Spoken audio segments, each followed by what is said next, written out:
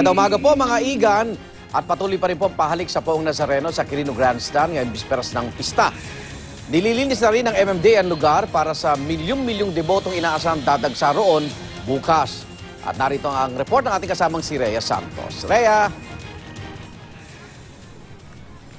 Yes, Igan, ako napakaagap talaga ng ating mga kapusong namamanata sa itim na Poong Nazareno. Nandito ako sa Burnham Green. Ito yung malaking field na katapat ng entablado ng Quirino Grandstand.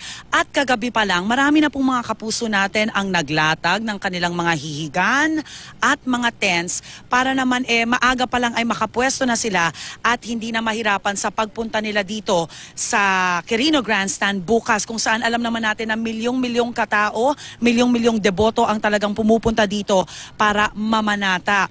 Alam nyo, ang kalaban lang daw talaga nila paggabi dahil malamig, super lamig. Actually ngayong umaga, ngayong ihip ng hangin talagang malamig din, malakas. At yun yung mga ilang hindi na, tinamo mga naka-jacket. Yun yung mga hindi napagandaan yung ng mga kababayan natin, yung lamig sa gabi. Kulang daw ang kanilang kumot na nadala, hindi nila in-expect na ganun kalamig. Pero alam nyo, kanina sa pag-iikot ko, pakikipag-usap ko sa kanila, talagang handang-handa sila in terms of food, pagkain. Kanina, ang usually nakita ko adobo. Kasi habang tumatagal ang adobo, lalong sumasarap. So adobo, kanin, ang kape, hindi pwedeng mawala.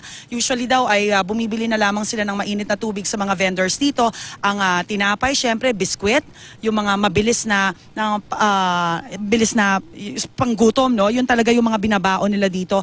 May mga ilang kababayan pa tayong tulog na tulog. Pero alam nyo, sa mga pamilya na talaga na mga namamanata, magandang pagkakataon din talaga na makapamasyal yung pamilya nyo. Kasi habang hinihintay nila yung bukas, yung prosesyon, no? Prosesyon ng ating itim na Nazareno, ay nakita nyo yung mga bata naglalaro, may mga nagja-jogging, may mga nag-e-exercise, kasabayan ng paghahanda na ginagawa ng MMDA. Kasi kanina pa nakikita natin yung mga tauhan ng MMDA, nililinis na rin yung paligid dito. At mga kapuso, paalala ko lang patuloy yung ating pahalik sa Poon, mahaba-haba na rin po ang pila at magpapatuloy po yan hanggang mamaya dahil susundan po yan ng iba't ibang aktibidad dito sa Quirino Grandstand. So yung mga namamanata, maaga pa lang pumunta na kayo dito para naman makahalik na kayo sa Poong Nazareno. At yan po ang pinakahuli mula dito sa Quirino Grandstand. Back to studio. Maraming salamat, Rhea Santos.